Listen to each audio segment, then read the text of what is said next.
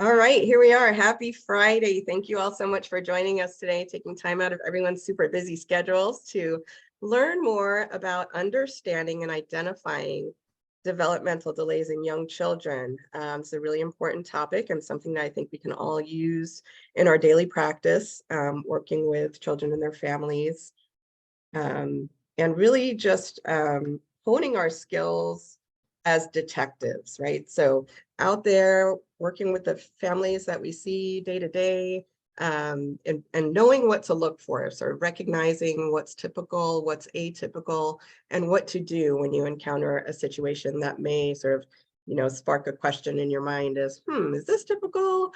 And what to do in that case. So here we go. There we go. Okay.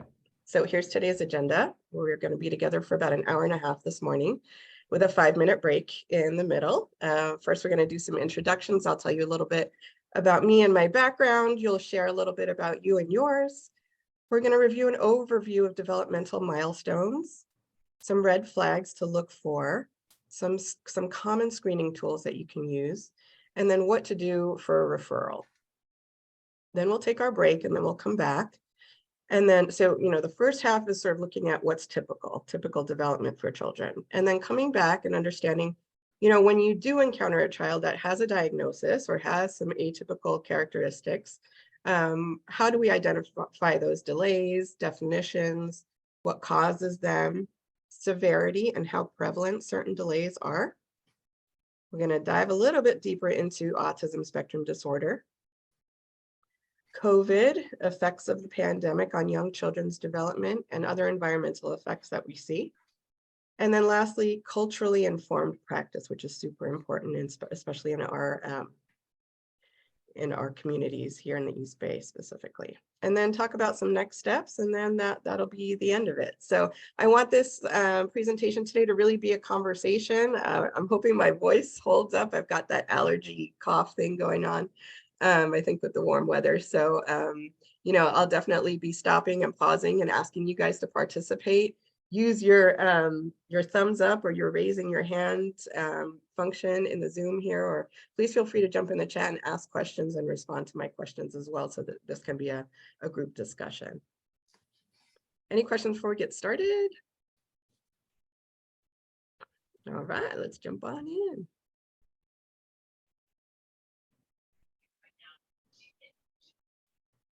All right, so again, my name is Claire Ibrahim. I'm a speech language pathologist here in the East Bay. I own a child development center called Pediatric Language Therapy Associates in San Leandro. My background is I worked at Oakland Unified for many years as a speech pathologist at Redwood Heights Elementary. That was my kids' elementary school when they were little. They're all teenagers now and they've all grown up. After that, I joined the OUSD preschool diagnostic team, and so I got to go out in the community and do preschool speech and language assessments as part of a multidisciplinary team, which was a really great experience. And then I transitioned over to the medical side. I worked at Kaiser Permanente in the pediatric rehabilitation department. And then I opened my private practice right at the beginning of COVID, which was the best time ever and the worst time ever. But somehow we persevered, and we're a pretty busy practice, and we invite everybody to come visit and check us out and kind of see the work that we're doing in the community. In addition to that, I'm a part-time faculty member at Cal State East Bay in the speech, language, and hearing department. And so my practice is a teaching facility, and we welcome student interns and volunteers who are learning to become speech pathologists. A little bit more about our center here. So the practice was established in 2020, started out as a very small speech therapy private practice, and we've grown now to offer occupational therapy as well as ABA services. For kids 18 months to 18 years of age, we offer services in person at our San Leandro Center and also online via teletherapy. We also offer school-based services, speech and OT out in the community as well. And we welcome all families, providing individualized care to children and supporting the whole family, really advocating for families and welcoming families who have been, historically underserved, and really recognizing and supporting the neurodiversity paradigm, which is going to be covered in my next presentation. So hope you can join us for that in May. All right, I'm going to stop talking. It's your turn. So please type in the chat your name, your role, and the name of the agency that you're with. And what challenges have you encountered in the area of developmental delays? Go ahead and take your time with that. Let's get some audience participation here and get a sense of what folks are thinking about this morning before we jump into the material. Excellent. I love these trainings because we get folks from all over, from all organizations and all parts of the Bay Area. It's really great to all come together, have these very important conversations.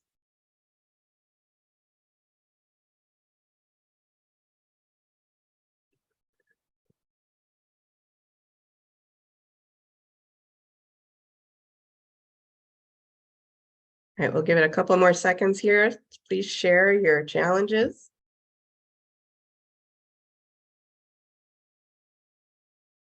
I'm going to start reading some of them out. So adjusting and individualizing care for children with developmental delays, especially scary procedures, helping connecting families with resources. Seeing a lot of this, parents don't see what we're seeing, and parents maybe not ready to accept information. Educating Latino populations, definitely. Connecting with supports and resources, that's a great one. Identifying typical and atypical behaviors and delays, milestones, how to communicate when a child hasn't reached the milestones yet, great. And how to discuss these concerns with parents. These are really, really terrific concerns, things that you guys are seeing. When parents are not ready.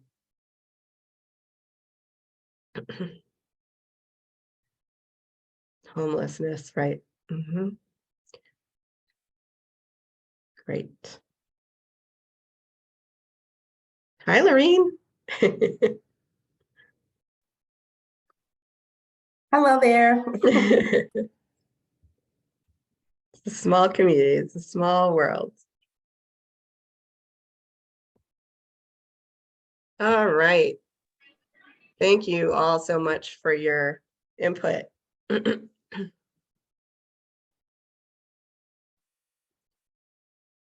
right. Sometimes this thing doesn't work. There we go. All right. So developmental milestones. So thinking about milestones is a way of measuring or monitoring development. And this is an active, ongoing process of watching a child grow and develop from day one, right? So from the time that a child is born, watching a child grow and develop, whether it's your own child, your grandchild, someone in your family, families that you work with, children who are in your care. Developmental monitoring is a super important practice, and it really just involves observing how the child is growing and whether that child is meeting the typical milestones or skills that children need to reach by a certain age. So in different areas, playing, learning, speaking, behaving, and moving. And all of those milestones are not typically happening at the same time, right? The way children's development happens is that the brain and the body only has a certain finite amount of power or resources. And so we often might see a child who is verbal at an early age, but maybe isn't crawling or walking yet, or a child that's walking and crawling early, but isn't talking yet. So all of these milestones might happen at different times. They don't always happen simultaneously. But it's important to monitor to make sure that every child is on the right track, that they're growing, that all of their skills are kind of growing on this growth trajectory. And everyone's familiar with this, the CDC growth chart here, the milestones. And I love this visual because it represents a path. And it's like the old Candyland board game, if you guys are as old as me. So it represents that each child is really on their own path, and we have to consider each child accordingly. So not only are we measuring them up against milestones of what they should be doing for their age, their developmental age, or their adjusted age, but also how they're doing compared to how they were doing 6 months ago. So comparing them to norms, but also comparing them to themselves, right? Because again, every child is on their own path. And so the CDC is really sort of the best practice and the gold standard to check the website for resources to monitor children's development and developmental milestones. So the first question I have for you guys is, who's responsible for developmental monitoring? Who do you think is responsible? Type in the chat. Whose responsibility is it to do this job of developmental monitoring?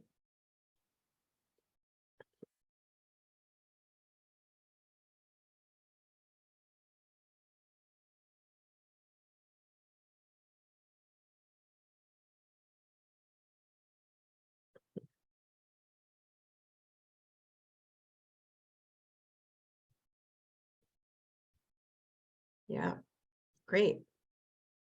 Let's take a look. So parents, a lot of you guys guessed that one. This is like survey says. Grandparents,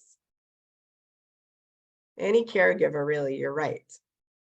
Older siblings, this is a great process that you can involve older brothers and sisters in, checking out the milestones, how's little baby brother or sister doing, a really great learning process. Childcare professionals, a lot of you guys are here with us today. Thanks for joining us. And healthcare professionals. So you guys got it.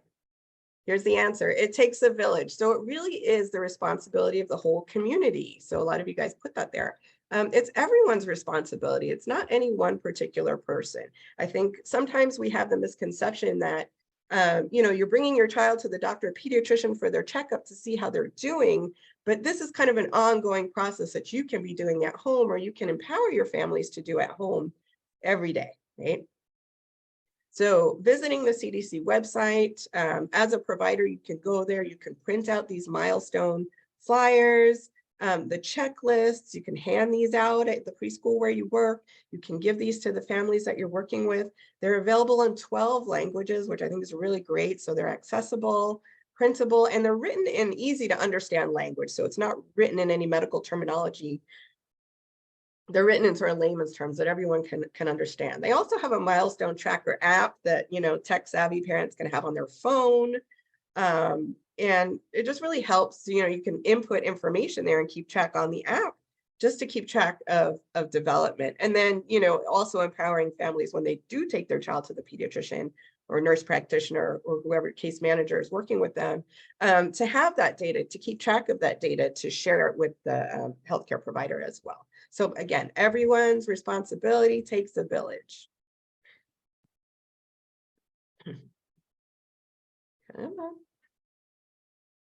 Okay.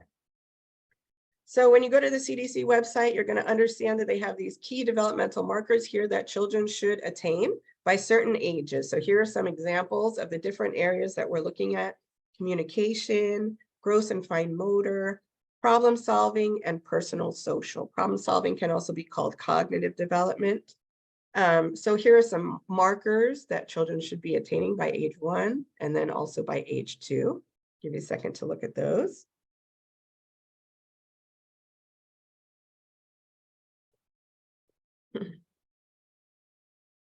And then thinking about the children or families that you're working with, who might be at this age, are they doing these things? And if they're not, what are some of the activities or ways that you can get them to achieve those milestones, achieve those markers by practicing the skills?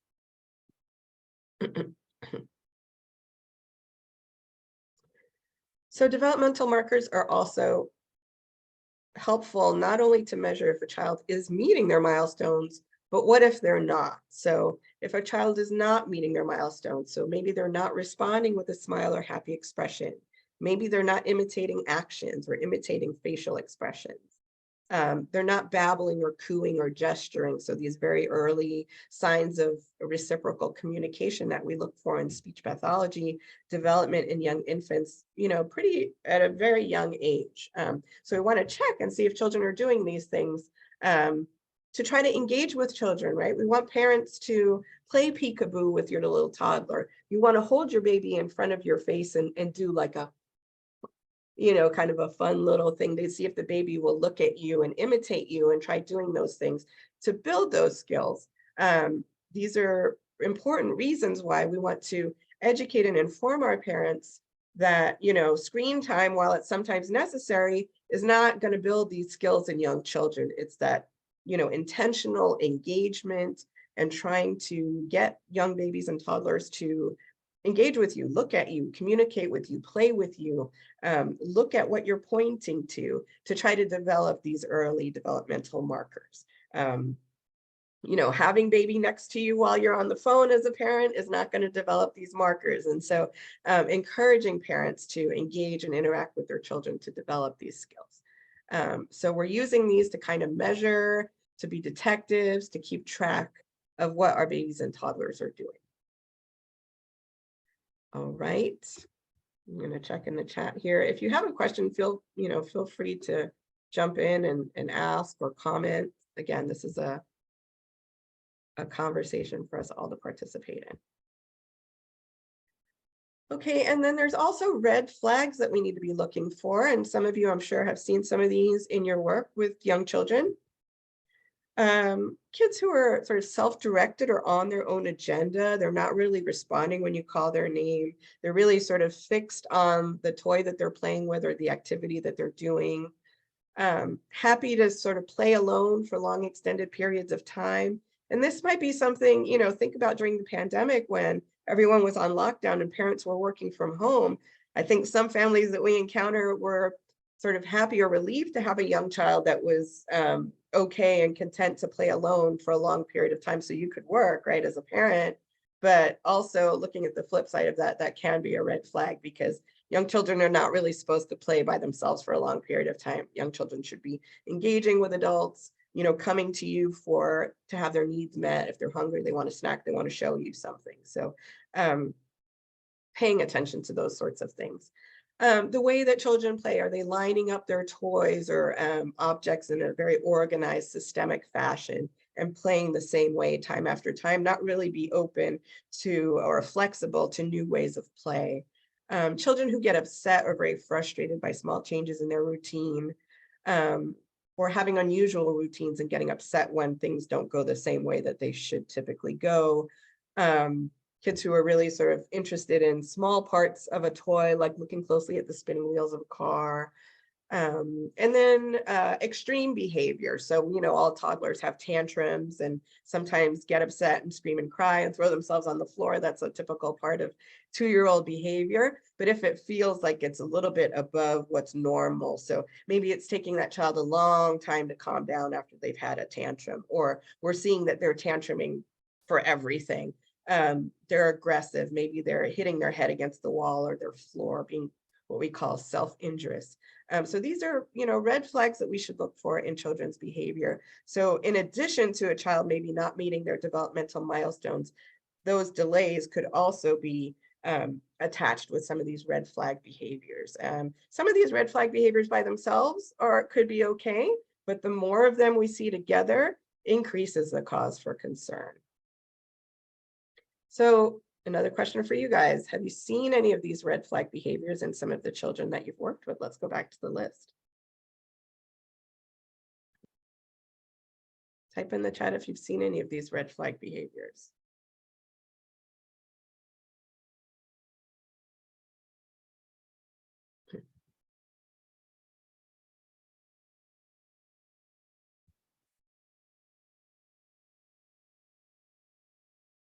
Which ones have you seen?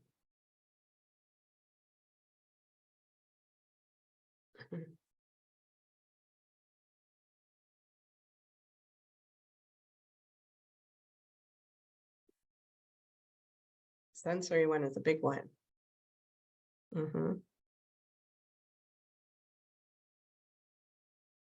Aggression, yeah. Withdrawn, sleeping a lot. That one's not on the list, but also an important one. Limited joint attention, yep.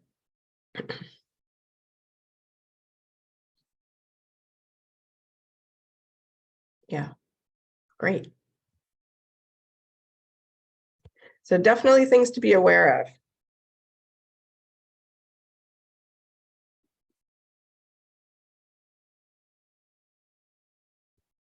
All right. As care providers, we need to always use caution, though, and consider a trauma-informed approach. A lot of our families that we work with, children have experienced trauma, and symptoms of trauma can be similar to those red flags that I just mentioned that we just shared, right? So a child that has experienced any sort of trauma, especially over a prolonged period of time, may demonstrate delayed milestones and behavioral red flags. So it's important to just be aware of that. We want to balance the importance of getting children the early support they need while not over-identifying or over-diagnosing children. And so when you see a red flag, it's going to raise a question mark in your mind. Again, you're the detective, but you want to make sure you get the whole story to understand what's going on. We all want to get support for that child or that family, but again, we want to not jump to the conclusion, oh, this child is lining up their toys, that means they have autism. We don't want to make those sort of leaps. A lot of us are not qualified. I know I'm not qualified to make those leaps, right? But I can notice and I can take note and I can document my observations and then maybe refer it on to someone who can make the correlations and get the whole story. So again, just keeping in mind, you're collecting data, you're recording your observations, you're passing it on to other folks who can maybe diagnose or figure out next steps, but we're not going to take that burden of diagnosing upon ourselves unless we're qualified to do that. Any comments on that? Kind of can be a slippery slope there sometimes, just something to be aware of. Okay, so there was an ASQ training a little while ago. Did anyone attend that one? So ASQ is the Ages and Stages questionnaire, and this is a really important screening tool that we use in young children's development. Measures developmental progress in children between the ages of 1 month to 5.5 years. So it's a broad age range, and it's a really useful tool that we can use to measure how children are meeting their milestones in different areas. It's very parent-centric. It's a lot of questions that we ask parents. You can do it as having the parent fill it out on their own, or you as the provider can ask the parent the questions that pertain to develop milestones for the age range of their child or the adjusted age of their child. Evidence shows that the earlier child is sort of screened and then assessed if there are concerns, the greater chance that child has to reach his or her potential. So we want to get children the help that they need. And so the ASQ is a great place to start. Thanks for sharing the link there in the chat, Leah. It's a quick screener. It takes 10 to 15 minutes for parents to complete, 2 to 3 minutes for professionals to score. You can do it at someone's home, in a waiting room, during a home visit, in person or over the phone. And the beauty of it is that it highlights the child's strengths as well as the concerns in these areas of communication, motor, problem solving, and personal social. It's a teaching tool that you can use to inform parents about their child's development, because parents always want to know, right? How's he doing? How's she doing? Are they hitting their milestones? Are they doing what they're supposed to be doing by this age, especially first-time parents, right? Second or third times parents, they're like, he'll be all right. But definitely these anxious first-time parents, it's a great tool to help inform and reassure parents that their child is developing, along the typical milestones. It highlights results that fall into what's called a monitoring zone to make it easier to keep track of children who are considered to be at risk. So maybe just a little bit delayed in some areas, but we're going to just keep monitoring them, right? To see if they're going to catch up or if that delay tends to become wider and wider, and then that's something we need to take action. And the ASQ, just like the CDC tools there, are available in Arabic, Chinese, English, French, Spanish, and Vietnamese, and they have paper and online versions. All right, Kim is asking a question here. We regularly use the ASQ to assess children with at-risk behaviors at school. We need help with how to refer parents other than sending them to their pediatrician. Perfect, we're going to talk about that. Okay, just continuing on here. So parents or caregivers complete the questionnaire. Upon scoring it, we discuss the results with parents, communicate the results, suggest resources. So I guess this sounds like this could be a problem, right? The resources, what to do next for further assessment. But then the ASQ website also has great activities that you can share with parents to help build those skills at home. So the learning activities are available on the ASQ website. So while parents are waiting for a visit with the pediatrician or another resources that you're referring them to, you can share these learning activities. And you can model how to do the learning activities with the parents. So you can use it as a teachable moment, especially to a new parent or a younger parent that doesn't have a lot of experience. You can show them how to do the learning activities. A lot of times, the learning activities involve toys or materials that families might not have at home, but we have the luxury of having at our preschool or our clinic or our center, or a school, wherever you're working. So you might introduce a parent to a different type of toy or a block or type of book that's age appropriate for a young child, and then, refer them to get those tools or resources from Amazon or the library or something where they can implement or replicate those activities at home. So it's empowering for us as service providers as well, in addition to referring to other sources for additional care or potential diagnosis. We can help model these learning activities for parents. Also important to note, the ASQ is not a diagnostic tool, it's a screening tool. So it's kind of a first step screener. The next screener is the MChat, and this is a modified checklist for autism in toddlers. This is a free resource that's available from mchatscreen.com. You can just download it, it's one page. 20 questions about a child's behavior, and it's intended for toddlers between 16 to 30 months of age. Again, you can ask the parents these questions, you can give them the checklist and they'll fill it out.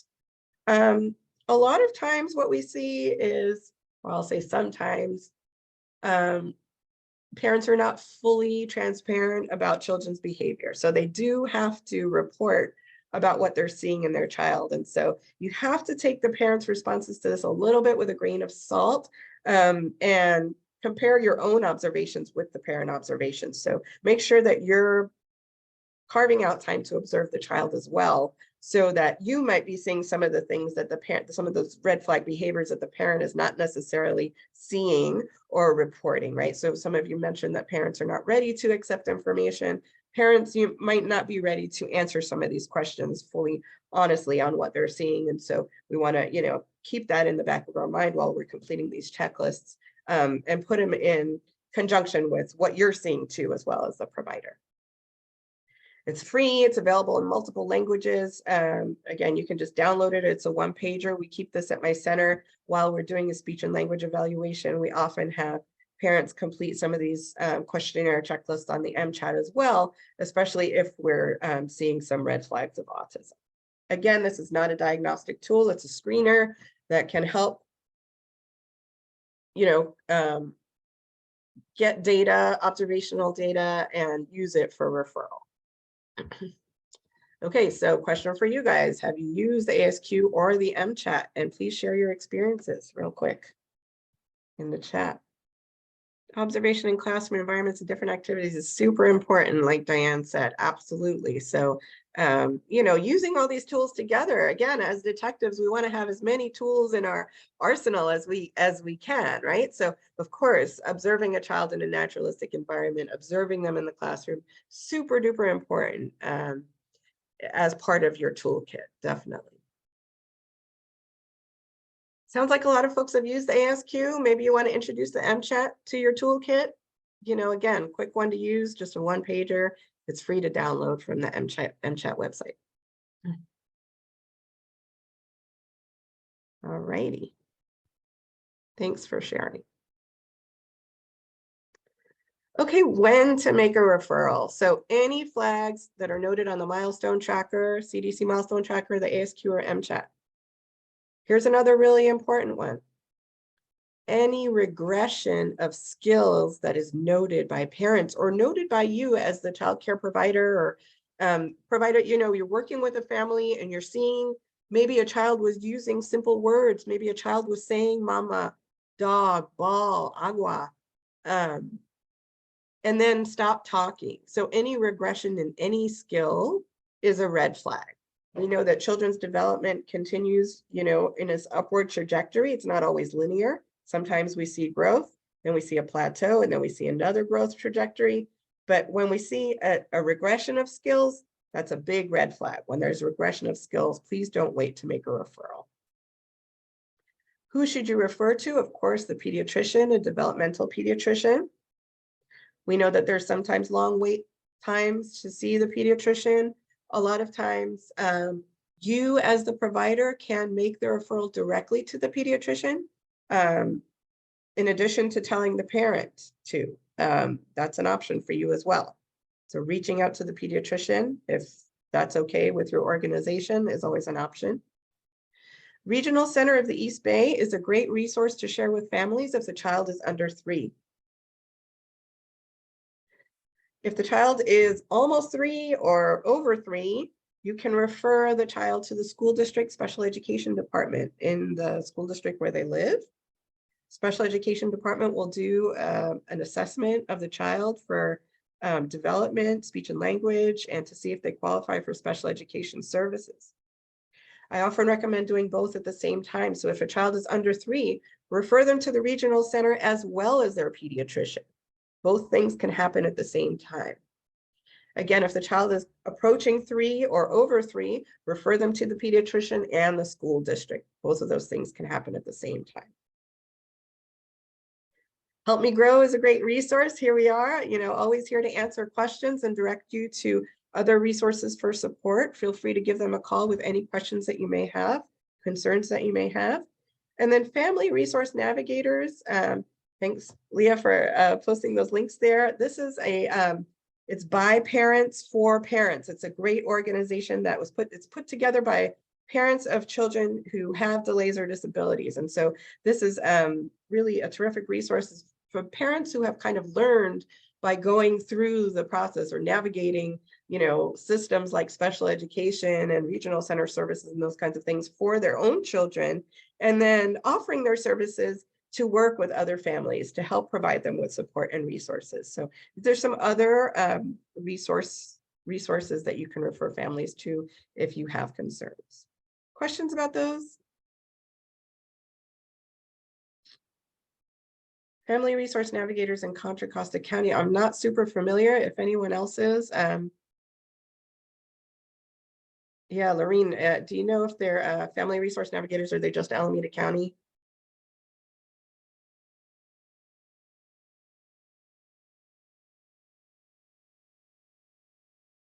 Yeah, it's called Care Parent Network. Thank you. Contra Costa. Okay, great. I'm going to write that down.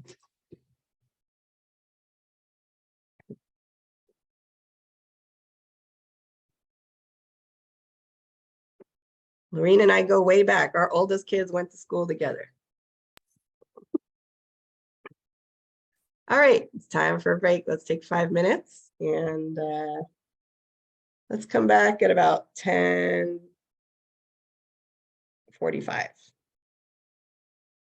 All right, friends. Some really great resources in the chat. If you want to take a minute there and just take a peek.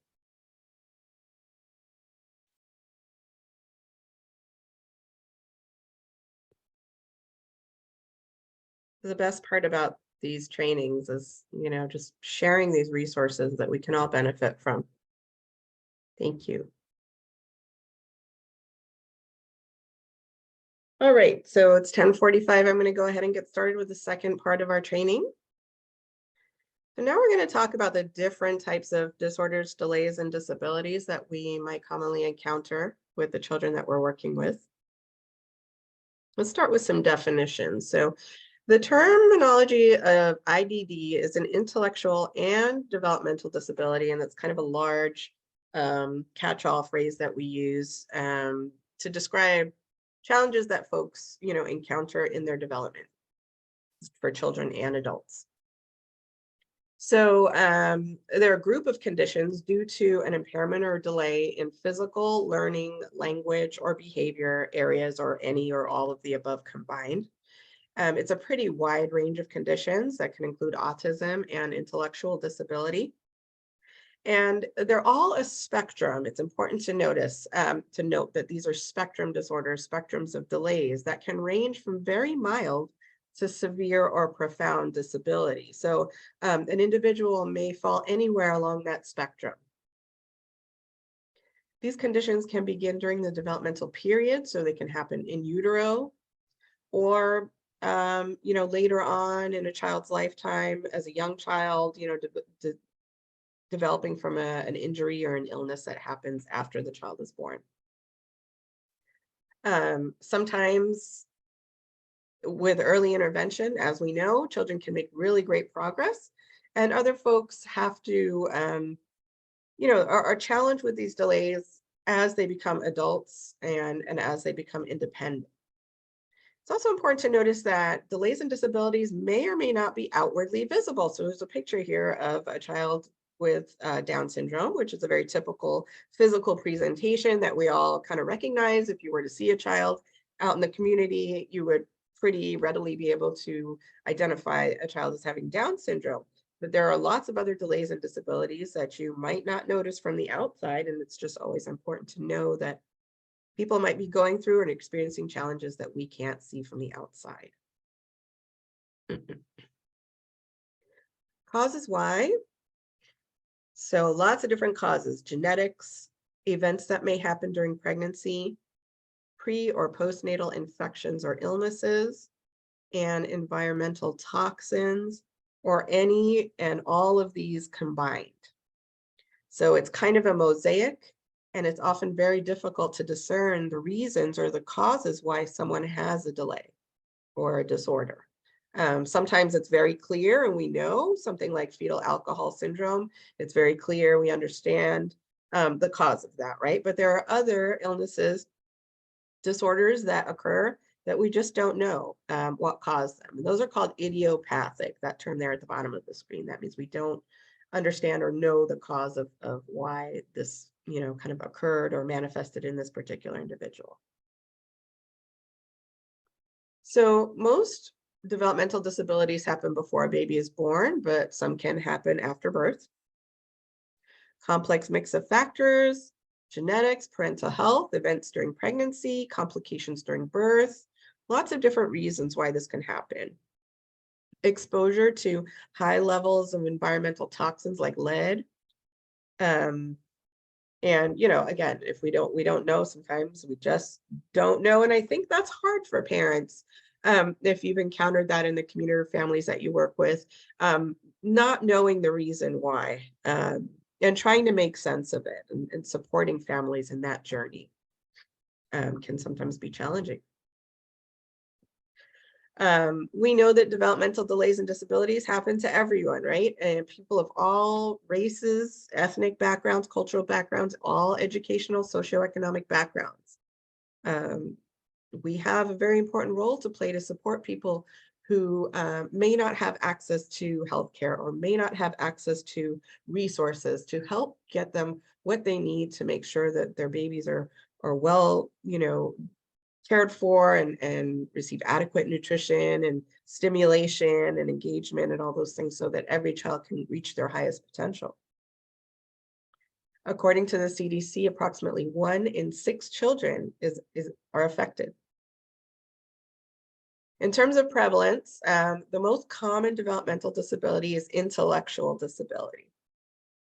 The second most common is cerebral palsy, followed by autism spectrum disorder. And I think autism might be creeping up to the second place here. Also, folks with cerebral palsy can also have an intellectual disability. Folks with autism spectrum can also have an intellectual disability. So there's a lot of intertwining there among those diagnoses. Other developmental disorders here that you may have encountered.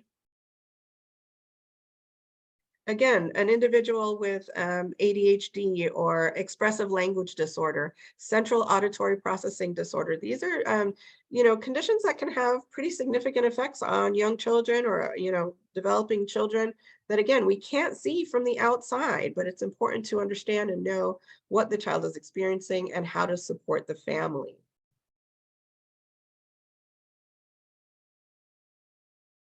Just checking in the chat here. What are some of the disabilities you guys have encountered, either personally or professionally? Any of these?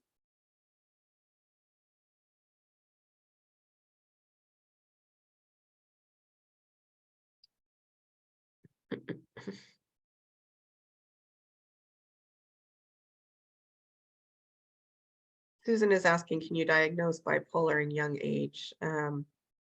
It's a little bit out of my scope of service, unfortunately. If anyone knows the answer to Susan's question, I don't know the answer.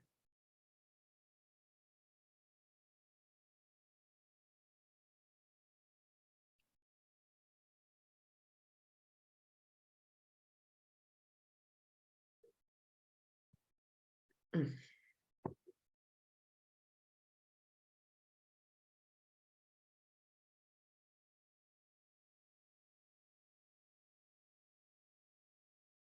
Yeah, probably a question for a pediatrician or other healthcare provider.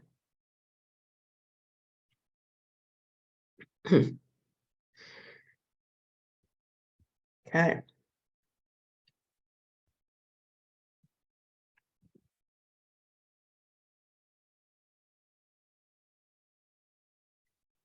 So severity, and that refers to how severe. Again, remember, these disorders and disabilities are a spectrum, so ranging from very mild to very severe, profound. In the middle, it can be moderate, moderately severe, mild to moderate. You may have heard these phrases before, and these are all words that describe the severity of a disorder or delay. When we talk about severity, what we're really talking about is the level of support that the individual needs or that the individual's family needs, right? Everyone needs different levels of support. And we want to refer to individuals and their families as having high support or low support needs and avoid language like high functioning or low functioning.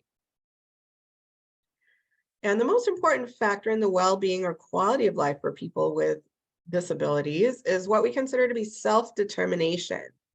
And that's defined as being able to have control over their lives and the future. And these, this kind of overarching goal that we want folks to get to as they grow and develop are really what drive things that you might hear about in the school district, concepts like inclusion. So including kids with disability, along with typically developing gen ed peers, sets them up for success in regards to their self-determination. Or writing IEP goals, for example, that are really functional goals that will help children to be able to function independently or as close to independent as possible as they get older and move up through the higher grades. And then thinking about goals for after high school for older kids to learn job skills or functional skills that will help them be able to navigate the world and the community after school. So self-determination, being able to have control over their lives and future, and that's really also having the ability and the rights to make choices about the services that they get, the treatment that they get, who they get to work with, who they don't want to work with, who is supporting them, who's not supporting them, who from their family is with them during therapy or takes them to therapy. Of course, younger children are not going to be as vocal or aware, but as children get older, definitely, allowing children the opportunity and the right and respecting their choices through this process as they get older. And we're, as caregivers, navigating services and navigating referrals, making sure that we very carefully consider the preferences and opinions of the individuals that we're serving and their, not just their families, but the individuals themselves. A lot of times we have children who are nonverbal that can still very clearly express what they want. And we as service providers need to be very mindful and intentional of respecting their wishes.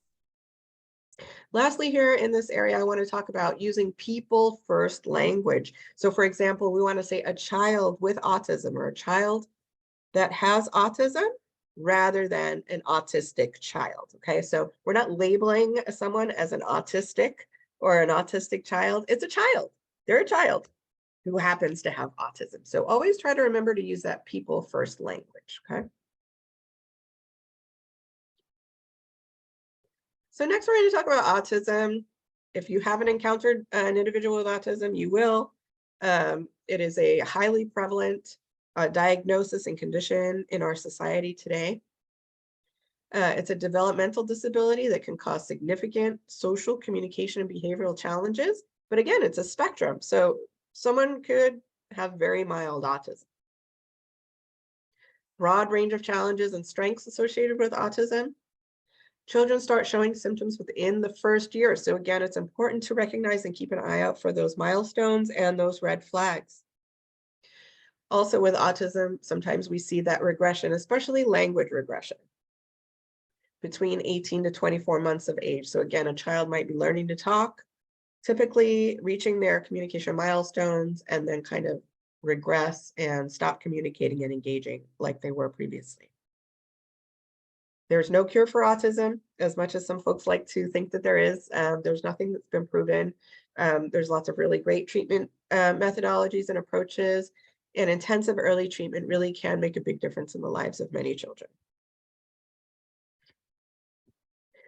So when I started putting these slides together and I looked up the autism prevalence about a month and a half ago, it was 1 in 44 children.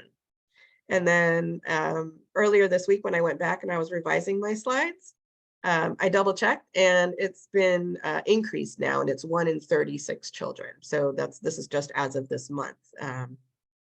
Pretty recent updates here. That's a really, really high prevalence. So again, if you haven't encountered or worked with individuals with autism, you definitely will, as it's becoming more and more prevalent in our society and in our communities. So this rate has tripled in the past 20 years, and a lot of folks are asking why. Of course, it's a high rate, it's a high prevalence. There's been advances in diagnostic capabilities where small children are being identified and diagnosed earlier and earlier, which is great. This is a great advancement, and it's really to the benefit of children and getting them the supports that they need at a younger age. Greater understanding and awareness. And a lot of this is attributable to parents who have taken the lead in bringing awareness and advocating for supports for their children on the spectrum. And then, why are we seeing such a high prevalence? So we'll talk about this in a second, but genetic factors and new environmental factors too. We'll talk about that on the next couple of slides. We know that ASD occurs in all racial, ethnic, and socioeconomic groups. And the prevalence is more than 4 times more common among boys than among girls. So causes, there's no single known cause. It's a pretty complex disorder. And because the symptoms and the severity changes so much, that indicates that there may be many causes or lots of different combinations of possible causes. The leading theories believe that it's a combination of genetics and environment together. Most recent studies are indicating that there are environmental causes such as toxins, air pollutants, the plastics in our water, microplastics and things like laundry detergent. I mean, this stuff is everywhere in our environment now, in the air and the food we eat, processed foods that we eat, clothing, textures, kids' toys. All these components of our environment can cause genetic mutations. So some kids have genetic components that maybe are risk factors for autism, but some kids are born sort of with typical genetic makeup, but then exposed to toxins or factors in the environment that may cause those genes to mutate. So all of these areas of research are still, being researched, and trials are happening, and scientific investigators are trying to really understand and pinpoint the causes. But when it's a condition like this where genes are mutating, it's really hard to track because it's not something that you can necessarily anticipate, or at least we're not there yet in terms of the research. Does anyone have any insight on that?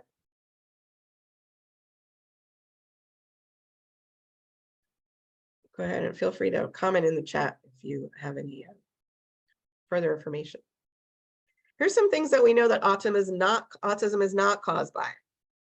It's not caused by bad parenting. It's not caused by vaccinations. And it's not caused by eating or not eating any type of food.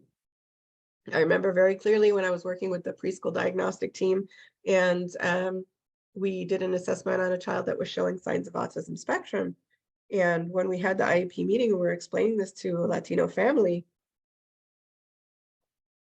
The mom broke down in tears and she said, how did this happen? Is it because I didn't feed him enough vegetables? So we want to reassure parents that it's not anything that they've done wrong or anything that they didn't do enough of. And to just reassure them that autism is caused by external factors that parents can't really control. There was some news in recent years that autism was caused by vaccination. To date, this research has not been proven to be accurate. And in fact, researchers found that those initial studies were found to be flawed. So there's no viable cause between autism and vaccines. And in fact, avoiding childhood vaccinations can place that child and other children around them in danger of catching and spreading serious diseases that we know we have the vaccine for. So no proof that is correlated. There are some risk factors that can increase a child's risk for developing autism. Gender, as we talked about, boys are more likely to develop autism than girls. Again, nothing you can do about that, right? Family history, we find that if a family has one child with autism, there's an increased risk of the sibling also developing ASD. Certain genetic conditions like Fragile X syndrome may also have autistic-like symptoms. Sometimes extremely preterm babies have a greater risk of ASD as well. This doesn't mean that if a baby is born preterm, they're going to develop autism, right? It's just a higher risk factor. And then there also may be a connection between children who are born to older parents and autism. More research is definitely necessary to establish that link, though. Again, just a recap of some of those autistic patterns of behavior, just so that we're familiar. And just a reminder that if a child is demonstrating any of these behaviors, does not mean that they have autism. It can just be a red flag.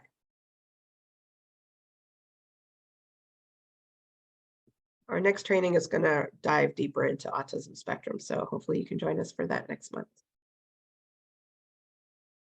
And where did April go? It's almost May. I can't believe it. Okay, we're getting kind of to the home stretch here. Environmental impact. So environmental risks for developmental delay. This refers to the presence of physical, social, or economic factors in the environment, which pose a substantial threat to development. And again, this can be trauma. Examples, not limited to parental substance abuse, domestic violence, general abuse and neglect. Some folks refer to our unhoused populations, lack of safe shelter, lack of adequate nutrition and regular health checks, and just exposure to trauma. What are your best practices in terms of trauma-informed approach? I'd like to hear from folks who are working with our at-risk communities and children who are that you're working with, or families that you're supporting who are experiencing these environmental risks and traumas. What are your best practices? Or anything that you share and what you've experienced.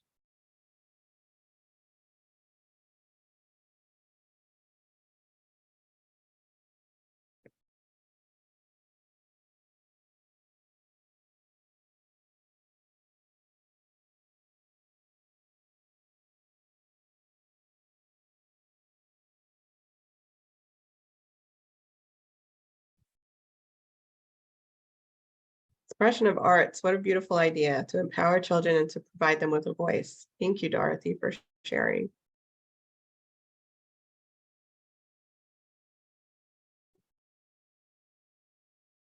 Absolutely empathy and understanding of the family situation, right? We're not here to judge anyone. We're just here to support and provide resources.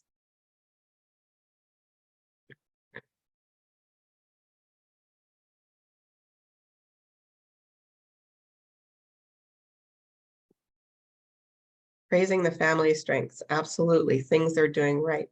Very important.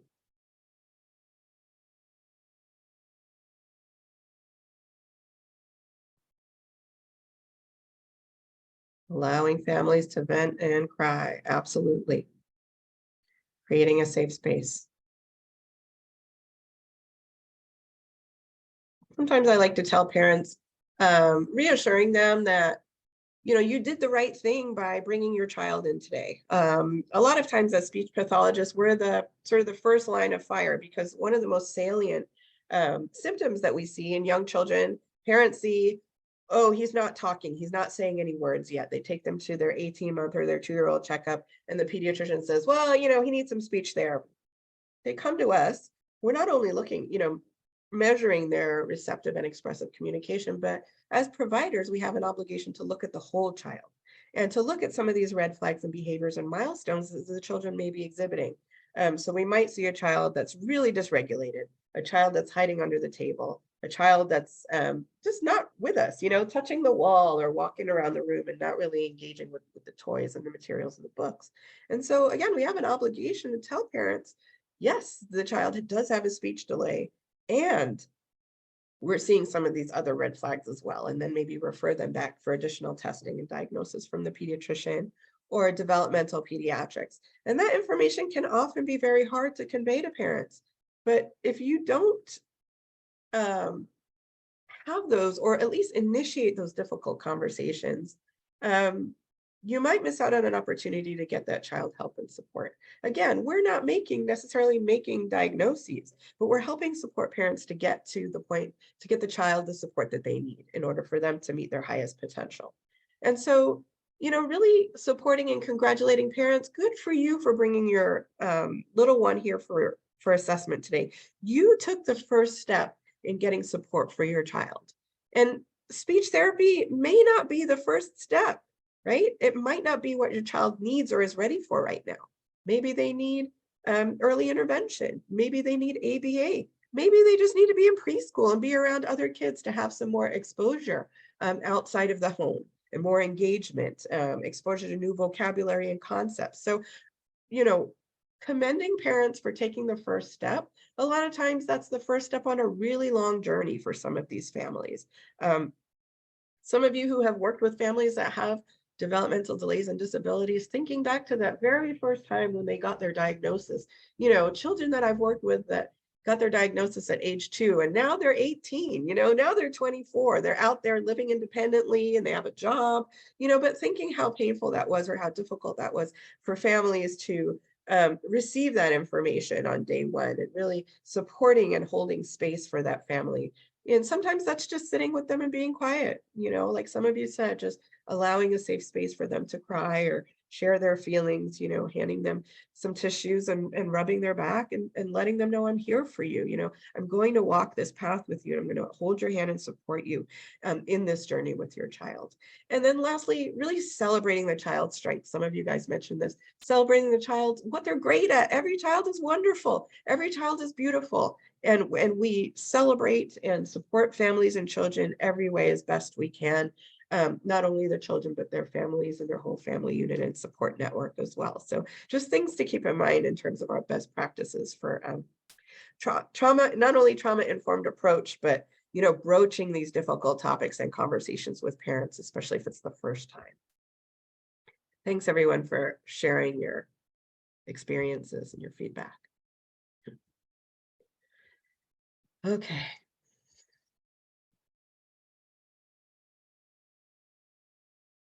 COVID, effects of the pandemic on our young children.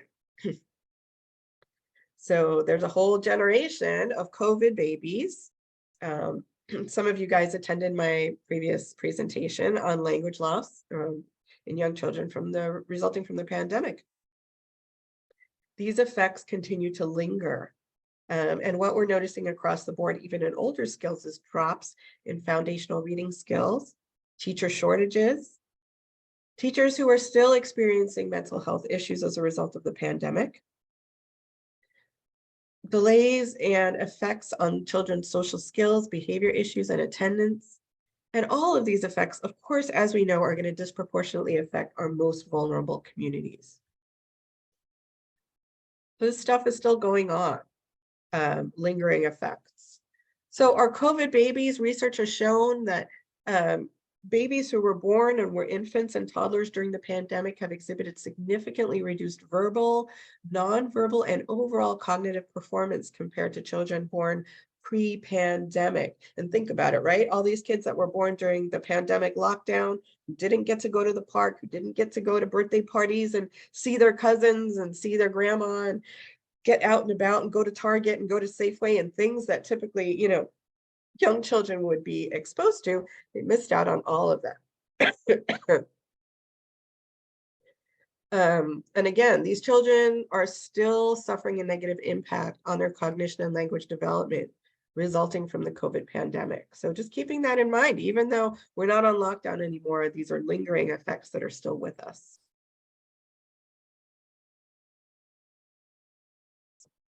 Okay, here's the last part. Really important, culturally informed practices, especially here in the Bay Area. We're working with families from all different backgrounds and cultures, and we have to be really sensitive and mindful that we're using best practices as we work with folks whose cultures and ethnicities and backgrounds are different from ours. So developmental disabilities occur across cultures, right? We know this.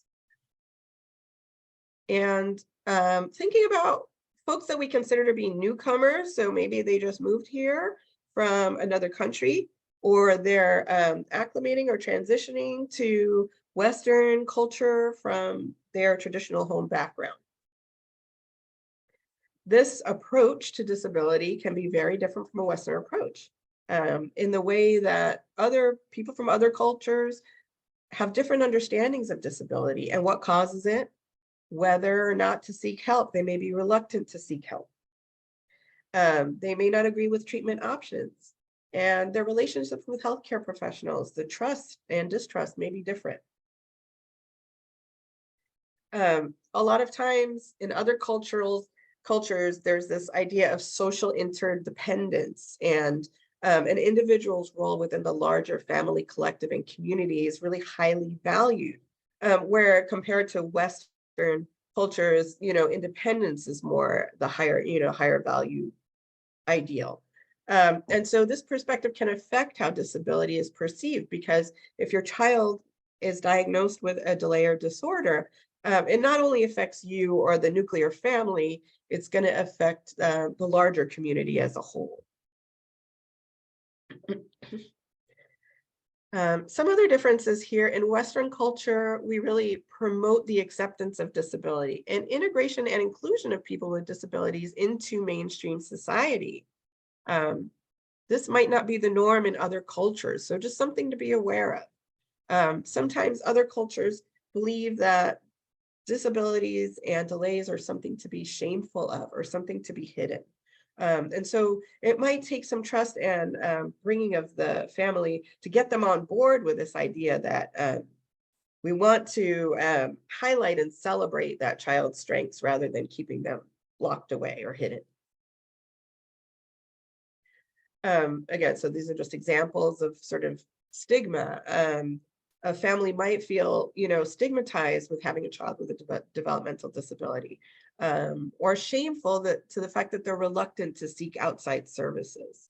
Some cultures may worry that having a disabled child will affect the marriage prospects of other family members. I thought this was really interesting, especially daughters. So, for example, if they have an older son with a disability and a younger daughter, that may affect that daughter's chance of finding a good husband or marrying into a good family because it's something that is seen as shameful or something that's going to bring shame to the family. So just things that we're not always aware of, but that we should be mindful of, cultures that are different from our mainstream Western society. Some cultures see that a disability is something that happened as how do I describe it? Something that the family did that is being punished by, in a religious or a spiritual sense, that there's something happened in your ancestry that your family is being punished for by being granted a child with a disability. So just being mindful of that too. Past lives or past actions of a parents have caused this to happen as a curse on the family. Um, Additionally, some cultures may not trust Western medicine or health practitioners, and so they may seek out alternative medicines like spiritual healers or traditional, alternative medicines.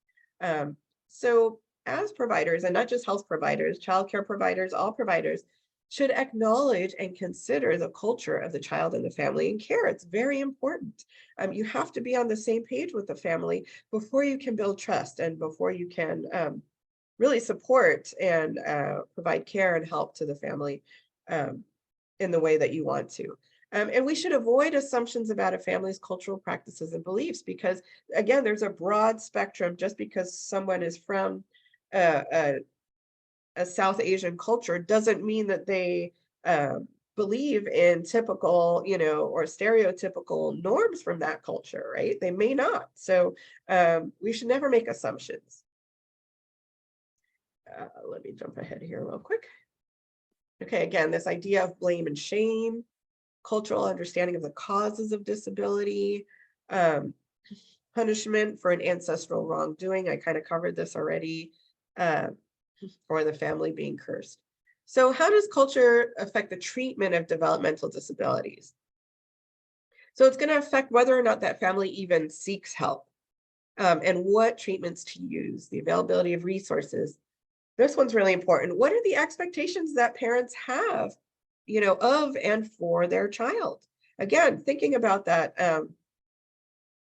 aspiring for the child to really meet their highest potential and self-actualization. But if the family is coming from a place where they don't want their child to be seen or they want their child to be hidden, they're not necessarily going to be on board with getting their child out there in the spotlight and pushing them to be all they can be, so to speak. So you have to make sure that you're speaking the same language and you're meeting the family where they're at, and being very patient with families from different cultures. Because it may take a while to get them to come along and meet you where you're at or where you're trying to support them in getting to. The foundation here is really building that relationship of trust between you as the caregiver and the family. Okay, it's your turn to talk. I'm losing my voice. Share any challenges you've experienced in this area, please, in the chat.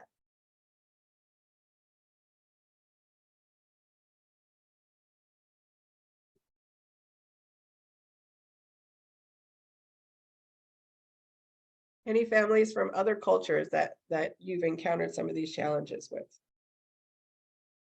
All right, great feedback.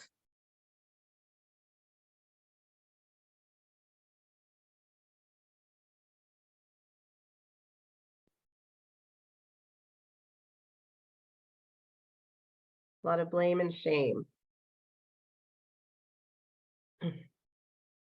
Embarrassment, absolutely.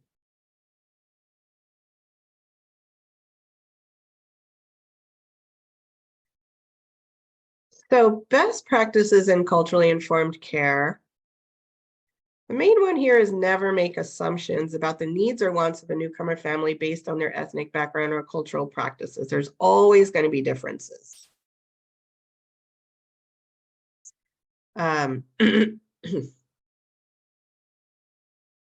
Thinking about even second generation families from other cultures may feel this kind of a tug of war or internal turmoil between traditional beliefs and practices and Western beliefs and practices. So a family that is culturally has a background, different cultural background, but was born and raised here may feel pressure from grandparents, for example, to act or behave or in a certain way versus being part of Western culture. And so there may be that internal turmoil, tug of war. And so we have to be patient. And don't make assumptions, just based on someone's appearance that they believe a certain way. The best thing to do is ask, right? There's no harm in asking parents what they believe. So again, this is the tension that I talked about between Western service delivery models and traditional approaches. These gender differences that some of you guys mentioned here, a lot of families from patriarchal societies, women may be more likely to follow the instructions of men, and men might be more likely to speak on behalf of women. We encountered this a lot. Women who maybe don't drive, and they have to wait for the dad to bring their child to therapy. And the dad is working to support the family. And so they can't, for example, bring their child to speech because mom doesn't drive and we have to wait for dad to get out of work. And so, just sort of cultural differences that we encounter. Concerns about the financial impact of treatment on their other children, understanding that families have a certain amount of resources and that expending, a family from a different culture might not see the quote unquote value of expending time and resources on a disabled child, where, for example, they could spend those resources on a typically developing sibling, for example. And then, as we've talked about a lot, concern over stigmatization and discrimination. That's right here. Sometimes it's the dads that talk mom out of pursuing help for their child. We see this a lot. The mom is concerned and the dad says, he's fine, you know, he'll grow out of it, or, he'll walk it off, sort of thing. And so there's this tension between two parents as well. We see this in all cultures. More tips here. Be aware of your own beliefs and attitudes and making sure that we don't kind of put our beliefs and attitudes on those of others. Again, asking parents to share their beliefs, especially about what they think caused their child's disability. This perspective really helps, to facilitate their understanding and expectations of treatment, and it helps you understand where they're coming from so that you can meet them where they're at. Again, not making assumptions. Ask that family to educate you about the treatment approaches within their community that you might not know about. So we're all here to learn. We're always learning. Ask the family about their hopes and dreams for their child. Again, this is going to help inform, what do they think here? Is the sky the limit for their young child with autism?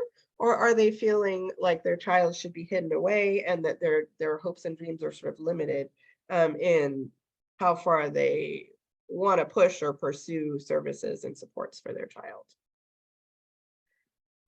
Learn about and respect cultural communication, language, and nuance. So these, we've all heard about, eye contact in different cultures and females to males and older to younger generation, not looking folks in the eye when you talk to them sometimes can be seen as disrespect. So learning about the cultural communication and body, proximity when you're talking to families, or even touch, can be seen as offensive or disrespectful. So being informed of that and sort of hanging back a little bit.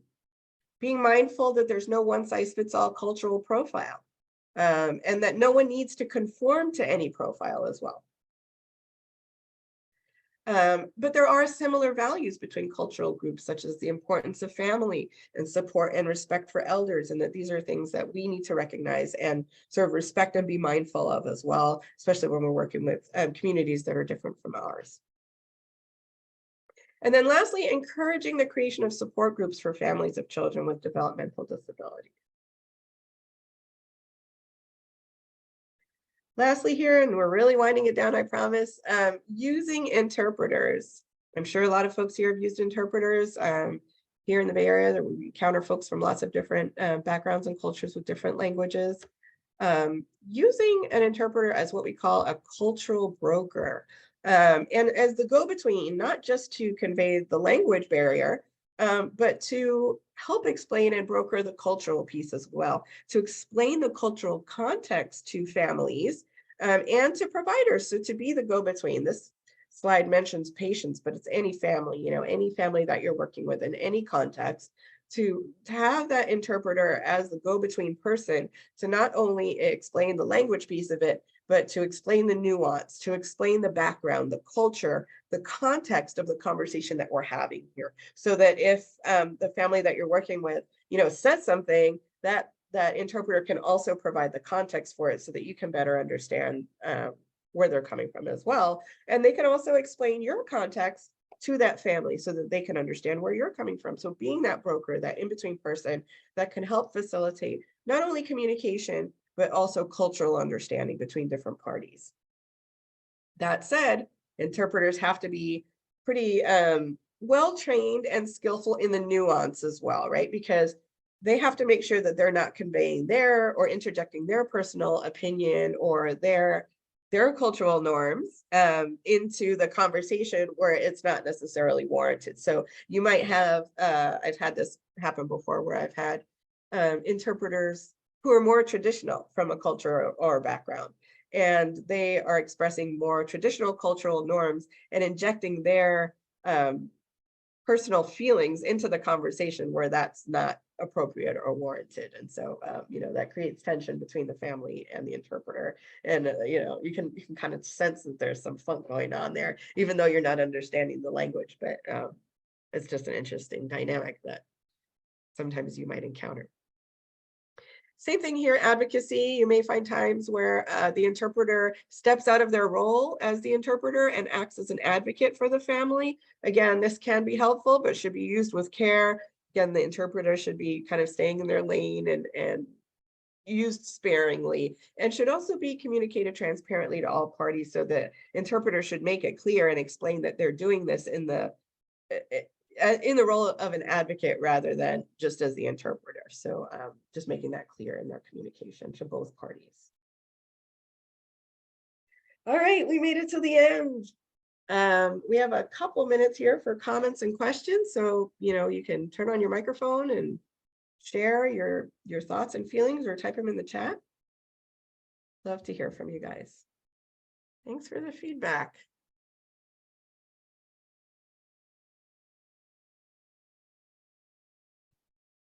All right, next steps, as Leah introduced at the beginning of the training, if folks missed it. Some upcoming trainings here. So my next training is Understanding Neurodiversity, and that's happening on Friday, May 12th, just in a couple weeks. Same time, same station. Hope you can join us to continue these really important conversations. And again, I really welcome and encourage all of your input. Again, we're a really valuable collective resource here in the community, and sharing ideas and sharing recommendations and resources is a really invaluable just community of network that I really appreciate being part of. I do have a quick question. Sure. So I'm currently in early child development, obtaining my degree. So I have to do some professional hours. I wanted to know how, do you guys send certificates, or is there something I would have to email you directly to showcase that I was part of this training or present for the training and so forth? So that's one of the questions I have. Yeah. Leah, do you want to jump in and answer? Yeah, I can answer that one. So all you need to do is you'll be receiving a link to the evaluation today. Okay. And all you need to do is fill out your evaluation. You'll be able to download a certificate of participation, which has the name of the training, the date, the hours, and a place for you to insert your name. Oh, perfect. Thank you. This was a phenomenal, by the way. So thank you so much for conducting this as well. Thanks for joining us. I plan to join some more, so I already took All right. dates. So I will definitely be on again. Awesome. Yeah, and then if any of you guys have any ideas or suggestions for future trainings, please, put them in the chat. We take everything into consideration. We want this to be meaningful and applicable to your daily practices. So please, if there's anything that you found was extra helpful or you want to learn more about, let us know and we'll throw it in the mix. Again, thanks for joining us. Have a wonderful weekend. Be safe, be well, and we'll see you at the next one.